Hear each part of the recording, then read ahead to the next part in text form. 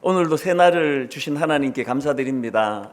하루 첫 시간 혹은 또 오전 시간 또 혹은 늦은 밤 시간에 함께 모여 또 말씀과 기도를 또 드려 나갈 때에 하나님께서 공동체적으로 은혜를 주실 줄로 믿습니다. 잠깐 기도하고 이제 말씀을 살펴보도록 하겠습니다.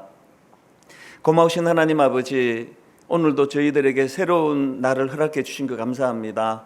지금 국가적으로 코로나 바이러스라는 이 위기를 만나 모두가 근심하고 있는 이때에 우리가 아버지 하나님 앞에 나와 하나님 앞에 이 문제를 의뢰하며 또 은혜를 구할 수 있도록 지혜를 허락해 주신 것 감사합니다. 오늘부터 21일 동안에 전 교회적으로 마음을 모아 하나님께 말씀과 기도와 또 회개가 또 이 시대와 민족을 향한 중보기도가 흘러나오는 그런 은혜의 시간으로 인도하여 주시옵소서. 처음부터 끝까지 인도해 주시기 원하옵고 예수님 이름으로 기도드립니다. 아멘.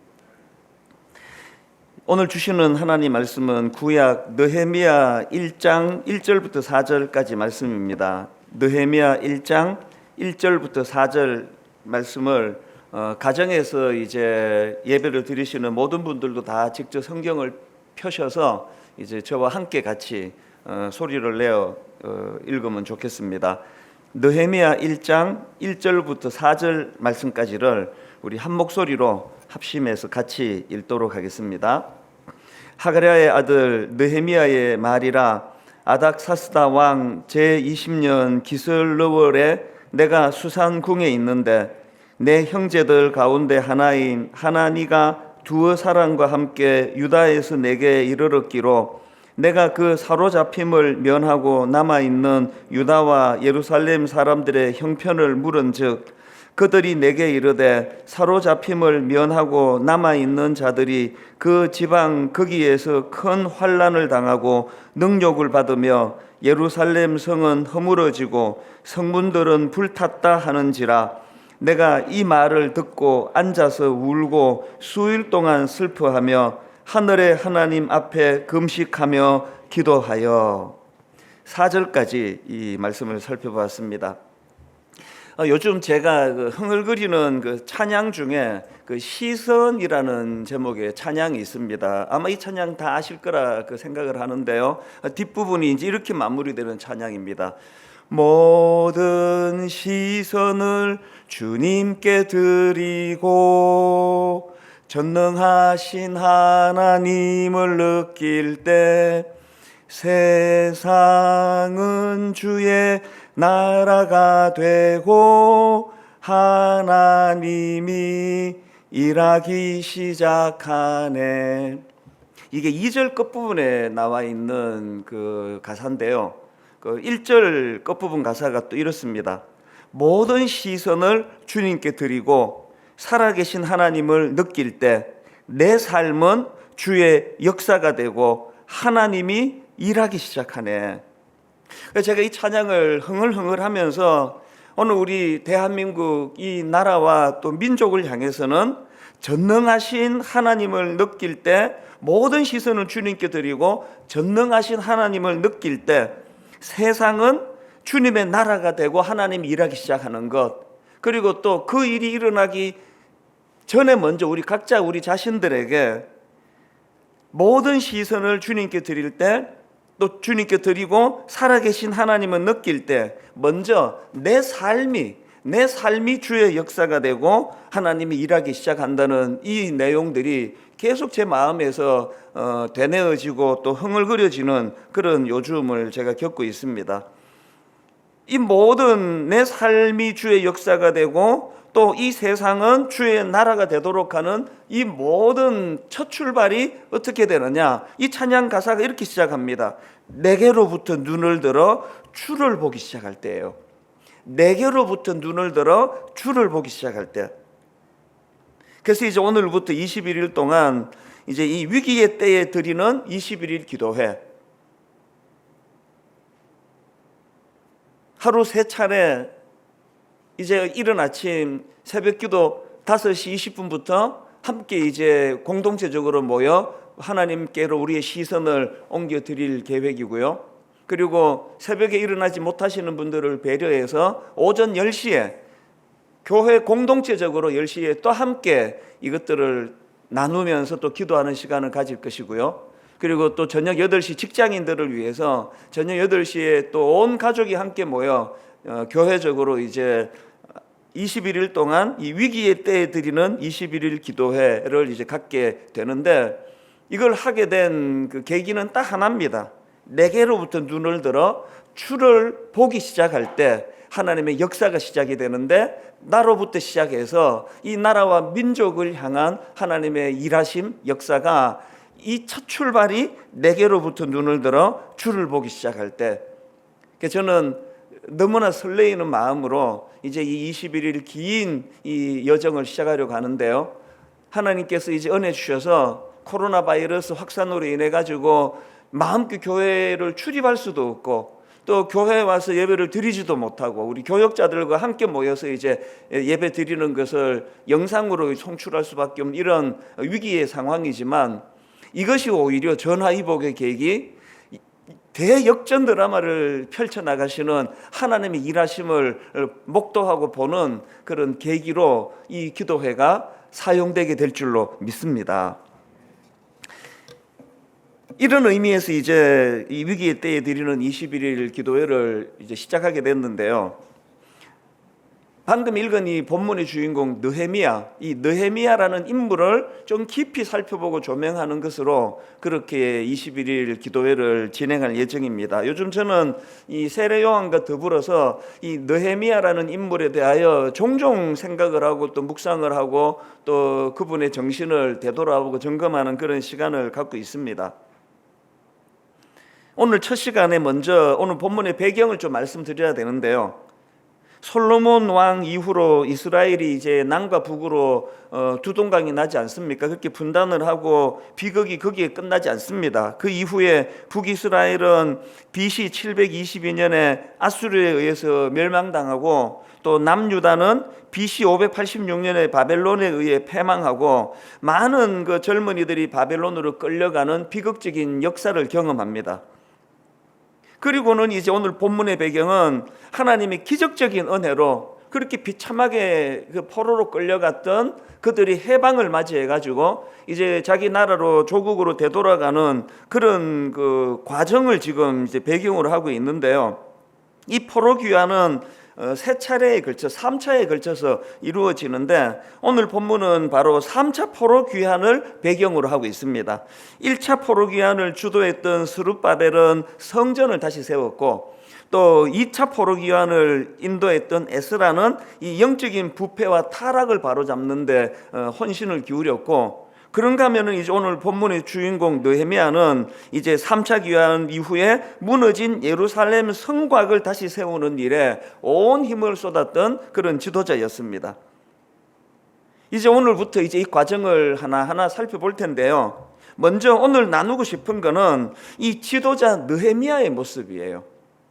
이 지도자 느헤미야의 모습에 가장 그 귀한 것들이 어떤 것들이 있느냐, 오늘 본문에서 저는 이거를 이제 두 가지로 좀 그 정리를 하고 또 나누고 싶은데요. 먼저 오늘 본문 느헤미야 1장 1절입니다. 하가랴의 아들 느헤미야의 말이라, 아닥사스다 왕 제20년 기슬르월에 내가 수산궁에 있는데, 이 느헤미야는 그 당시 페르시아 왕실에서 술 맡은 관원장이었다고 그렇게 성경에 기록이 되어 있는데요. 요즘으로 치면은 이 왕의 안전을 지켜주던 뭐 대통령 경호실장 비슷한 그런 자리입니다. 그러니까 굉장한 고위직입니다. 이 1절에 나오는 내가 수산궁에 있는데라는 이 수산궁은 엄청나게 화려하고 아름다운 성전으로 알려진 그런 성전입니다. 그러니까 느헤미야는 한마디로 부와 권력을 다 갖춘 사람입니다. 그리고 뭐 얼마나 바빴겠습니까?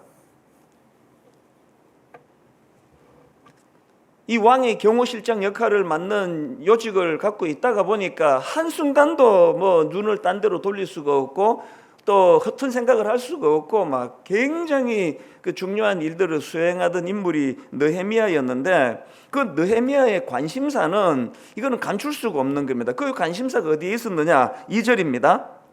나의 한 형제 중 하나니가 두어 사람과 함께 유다에서 이르렀기로 내가 그 사로잡힘을 면하고 남아있는 유다 사람과 예루살렘 형편을 물은즉, 여기 나와 있는 남아있는 유다 사람과 예루살렘 형편을 물은즉, 비록 자기가 맡은 직책은 왕을 경호하는 그런 경호실장의 역할이지만 그의 마음은 뭘 묻느냐가 그 사람의 관심사 아닙니까? 남아있는 유다 사람과 예루살렘 형편을 물은즉, 몸은 지금 느헤미야 왕의 경호실장 자리 그리고 수상궁이라는 안락한 환경에 놓여 있었지만 그의 관심은 자기 동족에게 가 있는 거예요. 그들의 형편을 물은즉, 제가 경험해 보니까요, 교회 사이즈가 크면 클수록 이 사람이 보이기보다는 자꾸 시스템이 보이고 또 이벤트가 보이고 행사 진행이 보이는 것을 제가 뼈저리게 느낍니다. 그래서 교회가 커갈수록 이 위험하다는 거 확실한 거예요. 개척 초기에 성도 많지 않을 때는 사람이 보였는데 어느 순간부터 사람이 잘 안 보이는 거 아닙니까? 내가 맡은 일, 내가 해야 하는 일, 그런 일들에게 이 관심이 가기 쉬운 게 이게 이 바쁜 사람들의 특징인데요. 저는 느헤미야를 묵상하면서 다짐하고 또 다짐하는 게 이겁니다. 내게 맡겨진 직책이 보이는 게 아니라 사람이 보여지게 해주시기를 원합니다. 수많은 사람 중에 한 사람으로 그 존재를 n분의 1로 나누면서 그 존재를 초라하게 만드는 것이 아니라 몇만 명이 모였다 할지라도 이 한 사람이 하나님 앞에서는 우주고 전부고 모든 것이라는 이 생각을 절대로 놓치지 않기를 원합니다. 이게 느헤미야에게서 목회자인 제가 배우는 너무나 귀한 정신입니다. 자기가 뭐 어떤 부귀영화를 누리든 어떤 화려한 수상궁에 거하든 관계없이 이 느헤미야 마음은 그 사로잡힘을 면하고 남아있는 유다 사람과 예루살렘의 형편을 물은즉, 이 한마디에서 그 마음이 어디에 쏠려 있는가를 볼 수 있고, 이것이 느헤미야의 그 존재의 귀함이라고 저는 생각을 합니다. 지금 코로나 바이러스의 확산으로 온 나라가 두려움에 빠져 있는데, 지난주에 저에게 너무나 감동적인 어떤 성도님의 그 편지 하나가 저를 굉장히 많은 생각에 빠뜨렸습니다. 내용 중에 이런 대목이 있더라고요. 코로나19 바이러스로 세계가 불안감에 있는 가운데 대구 시민들을 생각하니 눈물이 납니다. 평소 관심도 없었던 간호사, 의사가 안 된 걸 아쉬워하고 있다는 것. 얼마나 감동이 되는지 모릅니다. 여성인 것 같은데요, 평소에 관심도 없던 간호사, 의사, 내가 왜 간호사, 의사가 되지 못했는가? 내가 간호사라면, 내가 의사라면 그 고통을 당하는 대구로 달려가서 그들을 내가 도와줄 수 있는데, 이 마음이 느헤미야의 마음이에요. 몸은 수상궁에 있지만 관심이 거기에 있는 거예요. 여러분, 우리의 시선이 하나님께로 향하기 위해서는, 그리고 또 우리의 시선이 하나님께로 향한다면 하나님은 느헤미야의 마음을 회복시켜 주신다고 저는 믿습니다. 시선을 나에게로부터 하나님에게로 옮겨갈 때, 그리고 내 시선이 하나님께로 옮겨가면 하나님께서는 시선을 눈물 흘리는 동족에게로 시선을 흘려보내도록 인도해 주시는 분이라는 사실입니다. 저와 또 우리 교역자들, 그리고 우리 순장님들, 또 장로님들, 권사님들, 모든 교회 지도자들이 느헤미야에게서 이 정신을 배우고 회복하게 되기를 간절히 바랍니다. 이것이 느헤미야의 첫 번째 귀함이고요. 그런가 하면은 제가 또 느헤미야의 귀한 모습, 두 번째 모습을 발견하는데 4절에 나와 있습니다. 먼저 3절을 읽어드리겠습니다. 그들이 내게 이르되 사로잡힘을 면하고 남아있는 자들이 그 지방 거기에서 큰 환난을 당하고 능욕을 받으며 예루살렘 성은 허물어지고 성문은 불탔다 하는지라. 이게 어떤 상황인가 하면은 앞서 2차 귀환 때 지도자 에스라가 자기 동족들을 이끌고 이제 그 귀국한 이후로 예루살렘 성벽을 재건하려고 애쓰는데 그 과정에서 방해를 받습니다. 그래서 이제 이 왕의 새 조서가 나올 때까지 성벽 재건을 중지하라는 명령을 받습니다. 그리고는 그 명령을 받은 르훔과 심세가 예루살렘으로 가서 왕의 조서 초본을 근거로 해서 성벽을 허물고 성문을 불태우면서 강제로 역사를 중지시킵니다. 2절에서의 이 느헤미야의 그들의 상황이 어떻냐는 질문 앞에 그 예루살렘을 다녀온 친족 하나니가 자기가 본 그 현실이 너무나 가슴 아프고 너무나 비참한 게 그게 3절에서의 하나님의 표현입니다. 그들이 내게 이르되 사로잡힘을 면하고 남아있는 자들이 그 지방 거기에서 큰 환난을 당하고 능욕을 받으며 예루살렘 성은 허물어지고 성문들은 불탔다 하는지라. 이런 가슴 아픈 그 고향에서의 소식이 전해지니까 거기에 대한 이 느헤미야의 반응, 이게 너무나 제가 귀하게 생각하는 두 번째 느헤미야의 강점입니다. 4절에서 이렇게 반응합니다. 내가 이 말을 듣고 앉아서 울고 수일 동안 슬퍼하며. 앞에서도 말씀드렸지만 그는 왕의 경호실장이라는 엄청난 중요한 직책 그리고 권력을 가졌고 또 수상궁이라는 화려한 환경 속에서 눈 한 번 찔끔 감으면 자기 인생은 죽을 때까지 호의호식하고 부와 또 그 권력을 누릴 수 있는 자리입니다. 그런데 나중에 그는 그 모든 기득권을 다 내려놓고 자기 조국으로 되돌아가서 오래 방치되었던 예루살렘 성벽 재건 운동에 힘을 쓰는데요. 이 모든 결단의 첫 출발이 4절에 나와 있는 내가 이 말을 듣고 앉아서 울고 수일 동안 슬퍼함이에요. 에너지가 여기서 나오는 거거든요. 여러분은 요 근래 무슨 일로 슬퍼하고 계십니까? 어떤 일로 억울하고 어떤 일로 분해서 잠을 이루지 못하고 계세요? 그리고 그것이 에너지가 돼가지고 어떤 지금 에너지를 거기다 다 쏟고 계세요? 그 크기가 무언지를 생각해 보셨습니까?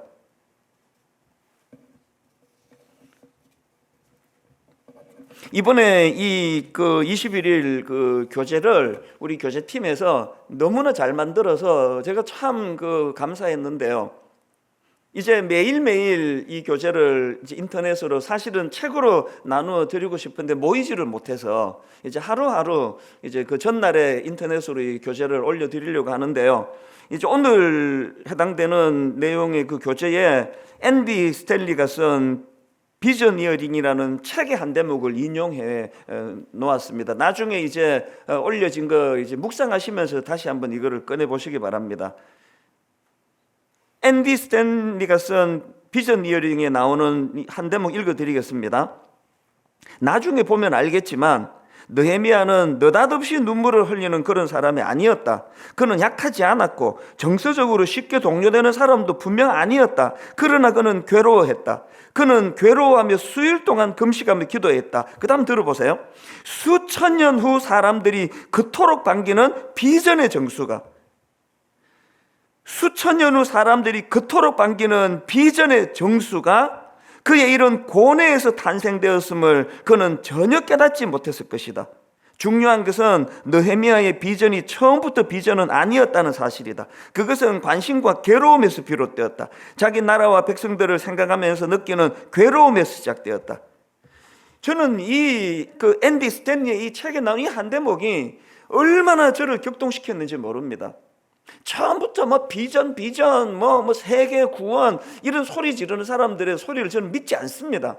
그렇게 어마어마한 구호로 시작하는 게 비전이 아니고요. 비전은요, 그저 자기 고통을 당하는 자기 동족들에 대한 관심사, 내가 물은적, 그리고 그 슬픈 소식이 전해졌을 때 눈물로 그 마음을 토할 수 있는 그 사람의 그 눈물, 그게 바로 비전의 씨앗이라는 그 이야기거든요. 느헤미야의 비전이 처음부터 비전은 아니었다. 그것은 관심과 괴로움에서 시작이 되었다. 자기 나라와 백성들을 생각하면서 느끼는 괴로움에서 시작하였다. 오늘 저는 함께 예배 드리는 비록 인터넷이지만 비록 가정에서 참 숨죽이며 드리는 예배지만 진지하게 질문을 드리고 이 질문에 진지하게 답해 주시기를 바랍니다. 여러분은 지금 어떤 일로 고뇌하고 계십니까? 지지난주 설교 시간에 말씀을 드렸지 않았습니까? 내 한 교회로 4,000명, 4,500명, 5,000명 등록한다고 그거를 기뻐하고 있으면 안 되는 시대라고. 큰 교회는 큰 교회대로, 작은 교회는 작은 교회대로 모두가 다 지금 고뇌해야 되는 시대예요. 여러분, 우리의 고뇌가 비전이 될 줄로 믿습니다. 우리의 고뇌를 하나님 앞으로 가져나갈 때 하나님은 우리의 그 고뇌를 재료로 삼으셔서 우리 인생의 벅찬 꿈과 비전으로 그것을 바꾸어 주시리라고 믿습니다.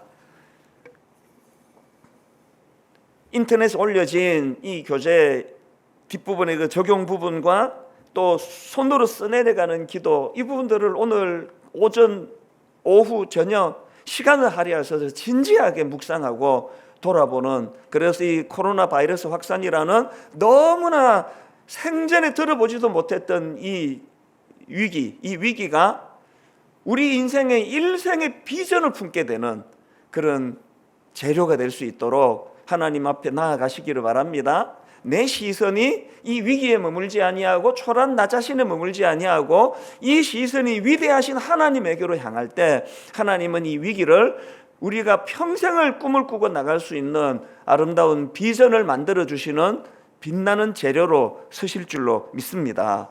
첫날 제가 영상 하나를 보여드리려고 하는데요, 이것도 우리 성도님이 제게 메일로 보내주신 영상인데 너무나 뭉클해서 이제 첫날에 그 말씀의 마무리를 이 영상으로 하려고 했는데요, 이 영상을 다 보시고 나면 이제 앞으로 이 설밀교 말미에 이 찬양팀을 맡고 있는 조정환 목사님이나 김현지 목사님이 나오셔서 이제 함께 그 한두 곡 찬양을 진지하게 드리고, 그리고 이제 각자 가정에서 기도하는 시간으로 나아갈 텐데요, 이제 우리 목사님이 나와서 찬양 인도할 때 함께 나지막하지만 그러나 액센트를 한마디 한마디 넣으셔서 함께 찬양하시고 그리고 함께 기도하는 시간, 그런 여러분의 그 거실이, 여러분의 서재가, 컴퓨터가 놓여지는 여러분의 안방이 여러분의 작은 기도실이 되도록 이번 기회가 축복의 통로가 될 줄로 믿습니다.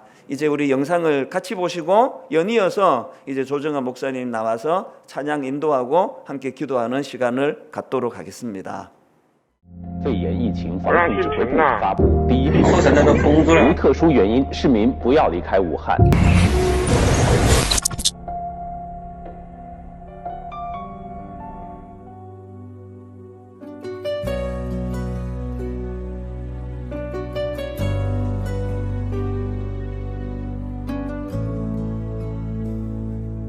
冷清的武汉大街，笼罩在灰蒙蒙之中。直到那抹亮丽的黄色出现，他们不是医生，他们不是警察，我们叫不出他们的名字。厚重的防护服阻碍着，使我们看不清他们的脸庞。从来都没有想过，口罩有一天会成为武汉的救命稻草。哪里有口罩，哪里就有希望。此时待在家中是最安全的保命方式，却偏偏有这一抹黄执着地出现在病毒蔓延的大街上。他们是平凡的不能再平凡的普通人，没有后方提供保障，没有厂家提供物资，只是因为心中那股坚定的信仰，自发地给路人免费送口罩。所有从他们手中递过爱心口罩的人，也许都听过一句话，叫上帝爱你。一时间，所有的人都知道了他们有个共同的名字，叫基督徒。罪人中的罪魁，虽然如此，主呼召我。他们不仅仅是送口罩，更是告诉那些不安的人，神爱他们，神救他们，所有信神的人都能得着真平安。教会的弟兄姊妹10年来坚持在街头传福音，当我们这样去遇到了一场灾难临到的时候呢，我们也仍然是保持着这样10年来人人传福音的一个习惯。但我们现在呢，就多了一个危险，所以就多了一个装备。我们就看见黄色的这样一个防护服呢，成为武汉最美丽的颜色，成为武汉这一个灰暗的人心世界里面呢，一个温暖的亮光。他们已经顾不上自己的安危，逆流而上。别人在忙着囤口罩保命，他们却在忙着送口罩救命。武汉经历这么大的艰难，我们基督徒带着上帝的爱来安慰你们，将这小小的口罩免费的送给你们，表达一份上帝的爱心，上帝而来的爱心。愿上帝祝福你们，愿上帝祝福武汉平安。即使在如此人心惶惶的时刻里，他们福音的脚踪却如往常一样，甚至迈得更坚定了。他们才是风浪中的平安者，将神所赐的真平安见证在这块无处安息的土地上。在风雨中，真平安才显得珍贵；在患难中，神的军队才显得与众不同。武汉在遭遇到人意想不到的灾难的同时，意想不到神也正在为武汉打开救恩的大门。